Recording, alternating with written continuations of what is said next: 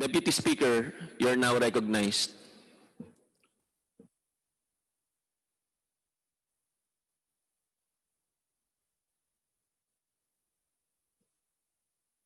Meron po akong pin-repair na konti ring slide. Sana po may pakita muna bago ako magpatuloy.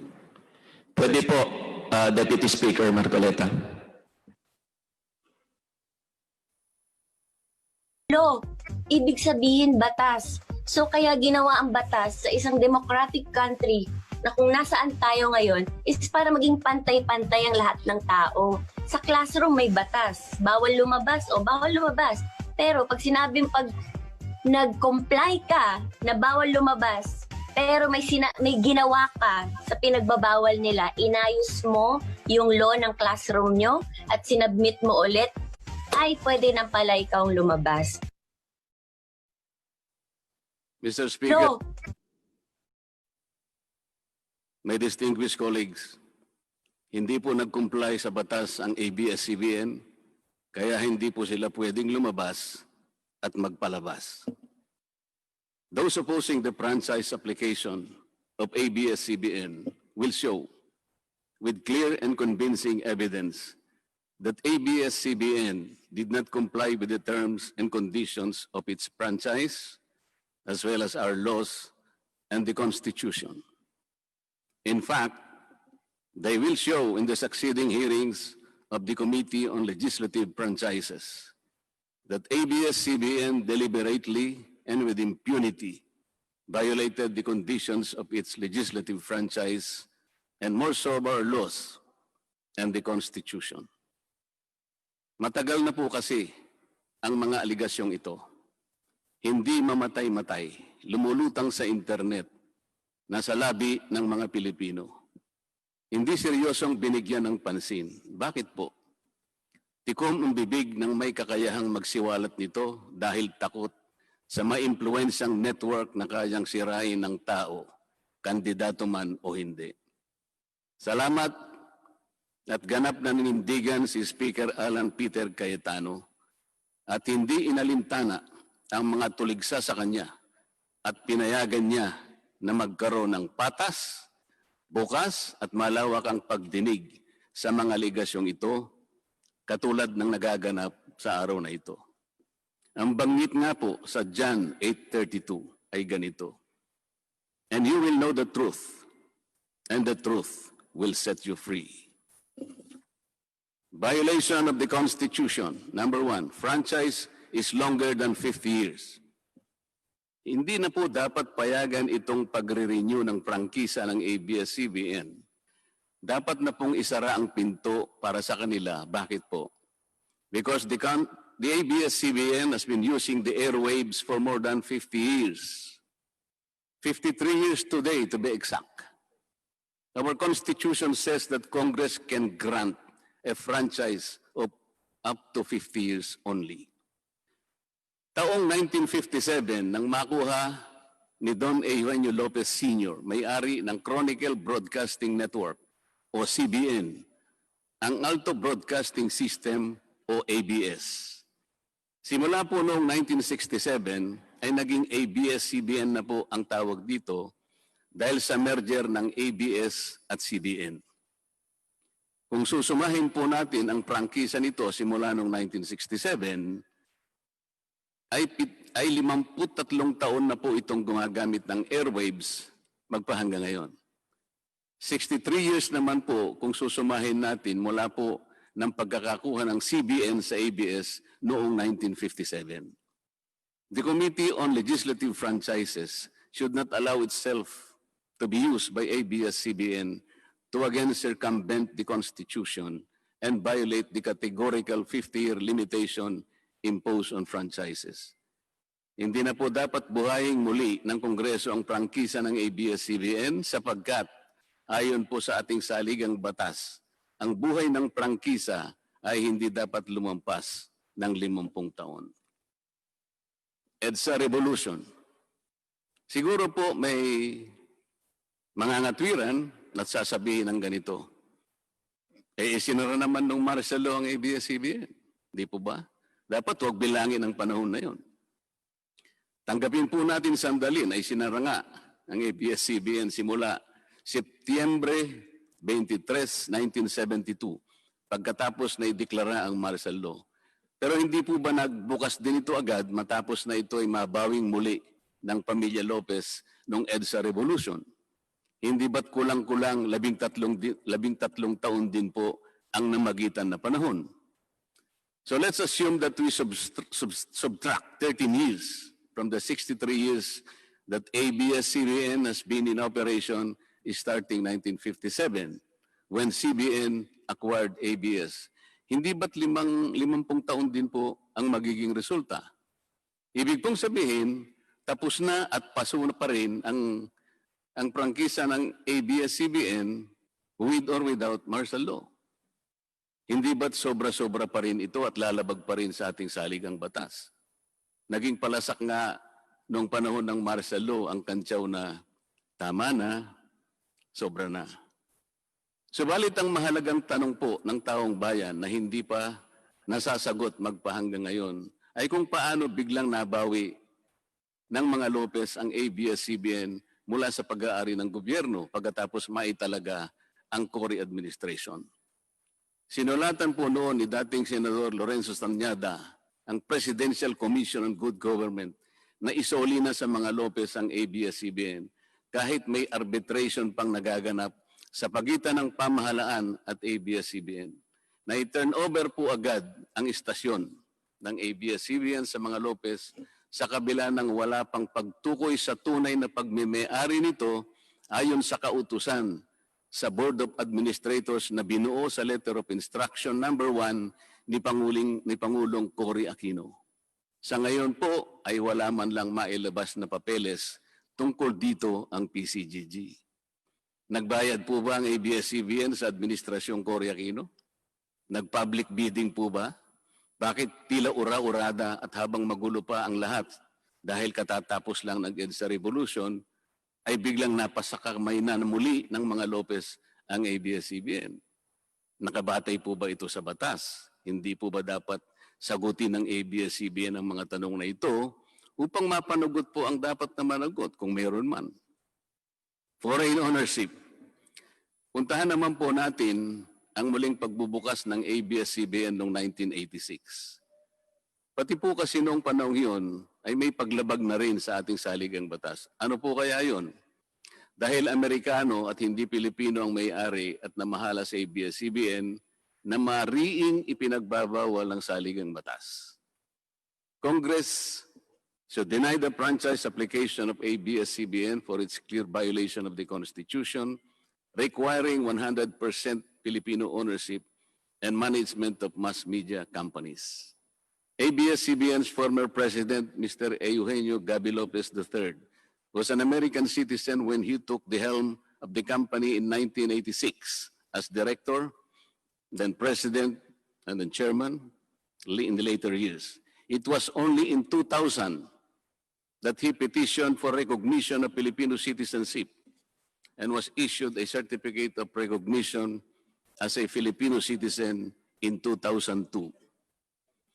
At kahit sabihin po natin wala na ngayon sa management ang ABS-CBN si Ginoong Gaby Lopez, nagpatuloy pa rin ba sa paglabag sa saligang batas ang ABS-CBN? Opo. Dahil magpahanggang ngayon ay nagbebenta pa po sila sa mga banyaga, mga hindi Pilipino, ng pag-aari o ownership rights ng ABS-CBN. Through an intricate web of corporate layering, ABS-CBN lets non-Filipinos to own its common shares through the issuance of Philippine Depositary Receipts o PDRs. In September 1999, the ABS-CBN Holdings Corporation offered 132 million Philippine Depositary Receipts underlying the 132 million common shares of ABS-CBN. Immediately prior to the closing of the PDR's offering, Lopez Incorporated, the main stockholder of ABS-CBN Corporation, transferred 132 million ABS-CBN shares to ABS-CBN Holding Corporation, its alter ego.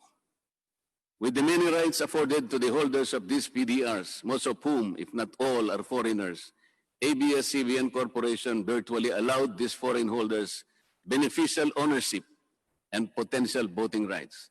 This is a circumvention of the strict foreign equity restriction imposed by the Constitution on mass media companies. Quite obviously, the ABS-CBN PDR instrument, a creative financial mechanism, is being used as a subterfuge to indirectly own the underlying ABS-CBN shares of stock. Violation of workers' rights under the Constitution. ABS-CBN violated the rights of its own workers. It denied them their just share in production as required by the Constitution. It committed unfair labor practices, which consequently denied its employees the benefits required by law to be provided to all employees. Isang halimbawa po dito ay ang asunto na isinampa ng halos 100 o mahigit sa 100 manggagawa ng ABS-CBN sa National Labor Relations Commission o NLRC dahil sa pagtanggal sa kanila dahil sila raw ay mga talents lamang at hindi mga regular na empleyado. Nanalo po ang mga manggagawa sa NLRC at maging sa Court of Appeals. Bakit hindi na lang nila sinunod ang hatol at umapila pa ang ABS-CBN sa Korte Suprema? Ito ba yung sinasabi po kanina sa opening salvo na ang pagmamahal sa kanilang kapamilya ay ganun na lamang? Mali naman po yata na sabihin ng ABS-CBN na lampas sa 11,000 ang mga empleyado nito dahil kung ito po ay masusi nating iimbestigahan, may 2,661 at isa lamang. 2,661 ang mga regular na empleyado nito. Ang karamihan po o mahigit na 8,500 na kawani ng ABS-CBN ay tinagurian nilang independent contractors or talents, project workers at contractuals lamang kahit na pang-regular na empleyo ang trabaho nila. Ayon po sa ating labor code, kapag pang-regular ang tungkulin ng isang manggagawa, dapat siyang gawing regular employee. Hindi dapat contractual. Hindi dapat independent contractor, talent o kaya'y project worker lang. Malinaw na labag sa batas ang ginagawa ng ABS-CBN. Sana ay ibalita rin po ito ng TV Patrol upang mabunyag ang libo-libong endo sa kanilang bakuran. ABS-CBN has not regularized its contractual workers and talents despite performing the functions of regular workers. It even forced some of its workers to sign employment contracts containing waiver of the right to regularization. And those who refuse were unceremoniously terminated from work. ABS-CBN has subcontracted most of its production work to subcontractor production companies, despite the fact that production is directly related to its core business. These production entities are paid minimally, whose workers obviously get lesser benefits and take-home pay compared to ABS-CBN's regular employees. And yet, the profit generated by ABS-CBN from its independent production companies appear greater than its expenses, especially those expenses that are even deductible for income tax purposes. Kung kaya't hindi po may kakaila sa publiko na napakarami ng labor cases na hinarap at haharapin pa ng ABS-CBN. Ang masaklap pa po dito ni hindi nagbibigay ng contribution ang ABS-CBN para sa benepisyo ng kanilang mga empleyado. Dahil po sa 2,661 lang ang regular employees nito, ang mga ito lang ang may benepisyo. Ang iba po na mahigit 8,500 na nagtatrabaho sa ABS-CBN ay wala po ni katiting na government-mandated benefits na natatanggap katulad ng SSS, PhilHealth o kaya Pag-ibig. Kanina po sa opening salvo, narinig po natin na ang kanila pong isinasangkalan ay yung kanila pong mga kawani, mga manggagawa. Ang kongreso pong ito ay nakikidalamhati. Nalulungkot din po. Bakit naman po hindi? Kung pwede po nating ipaghalimbawa, sandali lamang po, ang ABS-CBN sa isang jeepney driver. Alam po niya na wala siyang prangkisa. Nagsakay po siya ng napakaraming pasahero. Yung mga pasahero naman po, bago sumakay doon, hindi naman niya tatanungin sa driver, Mamang chopper, kayo po ba ay may prangkisa? Yung rota po ba ninyo, pinapayagan yan? Wala pong nagtatanong na gano'n kasi mabilisan eh. Pare-pareho pong nagmamadali. Ano pong masita siya ng LTFRB? Gagamitin po ba ng driver na yon o nung taxi driver na yon o yung bus operator na yon? Kawawa naman po yung pasahero namin kung patitigilin mo ngayon. Meron pong pupunta sa ospital, meron pong pupunta sa trabaho, meron pong pupunta sa eskwela. Napakarami pong gawain itong mga taong ito. Ito po ba ang ibibigay po ninyong halimbawa? Hindi po ba dapat kayo muna ang kauna-unahan na nag-isip ng kapakanan nila? Ilagay ninyo sa magandang kalagayan ang pagpapatupad ng prangkisa ninyo at wala pong malalagay sa alanganin.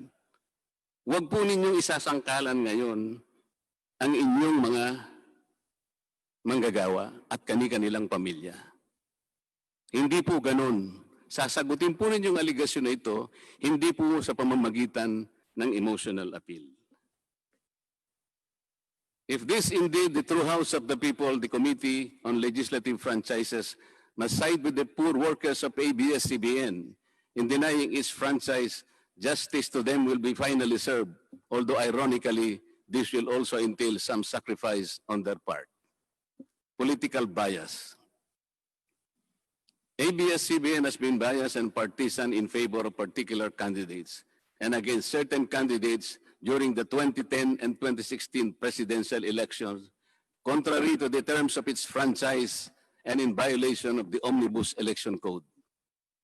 Hindi naman po lingid sa kalaman ng marami, kung hindi man lahat, kung paano naging pro-Noynoy Aquino ang ABS-CBN noong 2010 at pro-Grace po at Lenny Robredo naman noong 2016. It is also a matter of record that ABS-CBN failed to air some of President Duterte's political advertisements during the 2016 campaign period, despite receiving the payment for said political ads. Ang masakit po dito, kung hindi pa sila pinigilan ng korte sa pamamagitan ng isang TRO, ay nakahanda na palang ipalabas ng ABS-CBN sa bisperas mismo ng pagtatapos ng campaign period ng 2016 presidential elections. Ang mga anti-Duterte advertisements na binayaran ng isang dating senador, sinadya ang timing para hindi bigyan ng pagkakataong makasagot pa si Mayor Duterte na noon ay kandidato bilang presidente. Mabuti na lamang at napahinuhod ng ang korte ng petisyon ni Speaker Alan Peter Cayetano na noon po ay Vice Presidential Candidate ni Pangulong Duterte at dagliang nag-issue ng TRO ang korte sa ABS-CBN. It is now a public knowledge that President Rodrigo Duterte and Speaker Alan Peter Cayetano expressed their disappointments over ABS-CBN's unfair reportings and meddling in previous elections. For those opposing the franchise application, hindi na po dapat payagan ng ABS-CBN na muling pakialaman ang politika sa ating bansa. Panahon na para ang taong bayan ang pumili ng mga namumuno na gusto nila at hindi ang napipisil ng ABS-CBN. Paalala lang po sa ABS-CBN, you are a broadcasting company, not a political kingmaker. Either you play ball or you play fair. Multiple channels in one franchise. Mga kababayan, inabuso po ng ABS-CBN ang kanilang prangkisa. Sa hindi nila may paliwanag na dahilan o maaari namang sinadya na gamitin ang kanyang prangkisa para sa isang channel lamang, pero gumamit pa ng ibang prangkisa ng telekomunikasyon na hindi naman pang broadcast upang mas kumita at makapagbenta sa pamamagitan ng maraming channels.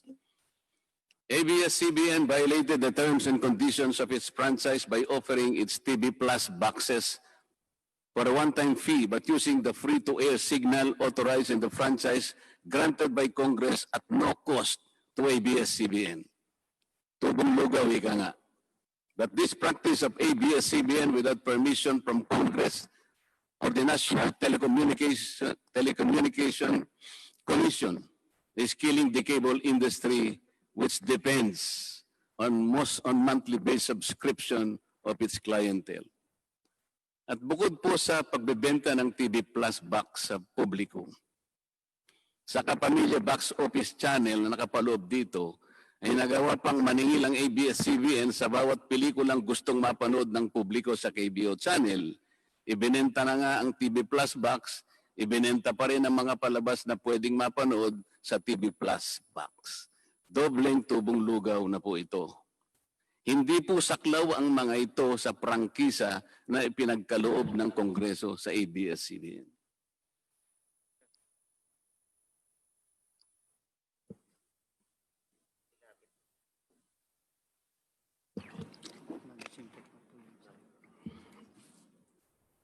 ABS-CBN, contrary to the terms and conditions of its franchise, operated this pay-per-view channel, otherwise known as the Kapamilya Box Office or KBO, without a valid permit from the NTC. And despite NTC's order to refrain from operating a PPB until the issuance of an appropriate guideline for the same, ABS-CBN continued its operation until the expiration of its franchise on May 4, 2020. Tax evasion. ABS-CBN also violated the terms and conditions of its franchise by engaging in tax avoidance schemes, which deprived the government of the much-needed revenue. It used its wholly owned subsidiary, Big Dipper Digital Content and Design, Inc., a PESA-registered company, as tax shield. Its main customer is ABS-CBN Hungary. And because of this unconscionable tax avoidance scheme, ABS-CBN alleged effective tax rate in 2018 was at negative 5%. This means that ABS-CBN managed to avoid paying taxes in 2018. Bakit po ang GMA7 na hindi naman kasing laki o kasing yaman ng ABS-CBN ay nakapagbayad ng buwis sa pamahalaan ng 1.6 billion pesos noong 2018? Samantalang ang malaalamat na ABS-CBN ay walang binayarang buwis. Bakit naman nakalibre ang ABS-CBN noong 2018 sa negative income tax nila na 84 million? Ibig sabihin po nito ay may tax credit pa ang ABS-CBN at ang gobyerno pa ang lumalabas na may utang dito. Wala pong pagkakaiba ito, mga kababayan. Sa isang taong nangutang sa tindahan, binigyan pa ito ng sukli. In 2019, ABS-CBN again did not pay its rightful taxes. It avoided this by entering into compromise agreement with the Bureau of Internal Revenue, with the latter accepting the settlement of 152 million pesos plus from ABS-CBN, equivalent to only 40% of its assessed deficiency in income tax, value-added tax, and documentary stamp tax payments. But this is only one among the 4 other cases lodged by the BIR at the Court of Tax Appeals, all of which were also settled by compromise. Bakit po ganun? Hindi po ba nando sa prangkisa ng ABS-CBN na babayaran nila lahat ang rightful taxes? Kinakailangan po bang sila ay habla pa ng BIR bago sila mapilitang makapagbayad lamang kahit settlement lamang? Ang linaw po ng kanilang prangkisa na babayaran lahat ang kaukulang buwis. Bakit kailangan pong sila ihabla at idemanda pa ng BIR para lamang sila ay makapagbayad? There are also allegations to date that ABS-CBN's Lingkod Kapamilya Foundation, ALKFI, is being used as ABS-CBN as tax shield, and that ALKFI also failed to file donor's tax return and pay the donor's tax. Ito po ang mas nakalulungkot dito, mga kababayan. Kapag politiko o government official ang nagkawang gawa, epal ang tawag dito ng ABS-CBN. Kahit mula pa sa sariling bulsa ng politiko ang pinanggalingan ito. Pero kapag ito ay galing sa lingkod kapamilya, puro pangalan ng ABS-CBN ang kanilang pinangangalandakan, katulad po ng nakita natin ngayon. Alam naman natin na galing naman sa lahat, sa mga donors ang pondo na ginamit nila. Meron po kayang nanggaling sa yaman ng ABS-CBN. Di baling ang pantulong ng ABS-CBN ay galing sa donasyon ng ibang tao. Di baling ang perang pantulong ay mula sa tax avoidance ng kumpanya. Ang mahalaga ay mapalabas nila sa pamamagitan ng sa mamamayan, katulad po ng nakita natin ngayon na napakabuti at napakabait ng ABS-CBN. Kami po ay naniniwala na unti-unti na pong nabubuksan ang katotohanan sa ating mga mamamayan. Hindi po ba mas maganda at katanggap-tanggap na tumulong sa kapwa ng walang nalalabag na batas at buong sikap pang nasusunod ang prangkisa? Dahil po ba kayo ay nakapagdudulot ng saya, ng aliw sa ating mga mamamayan? Dahil po ba kayo ay nakapagbibigay ng inspirasyon, ng pag-asa, ng katatagan ng loob na kagaya po sa opening salvo kanina ng representative ng ABS-CBN? Hindi na po ba natin susundin o tutuparin, isasaalang-alang ang ating mga batas, ang ating saligang batas, o kaya ang prangkisa ninyo? Makakapagpasaya naman po tayo. Makakapag-inspire po tayo. Nang hindi po tayo lumalabag sa batas. The House of Representatives should endeavor not to grant the franchise application of ABS-CBN because it has deliberately floated the Constitution and other related laws. Even the terms and conditions of its previous franchise to suit its own business and political interest, but to the prejudice of the greater good. The grant of a legislative franchise is merely a privilege and not a matter of right. Congress has the exclusive constitutional authority to award, alter, or revoke this privilege when the common good so requires, as in this particular case of ABS-CBN. We believe that it is but right for the House of Representatives to deny this time the franchise of ABS-CBN for flagrantly violating the Constitution and related laws, even its own franchise, making it unworthy of the grant of this special privilege by the state.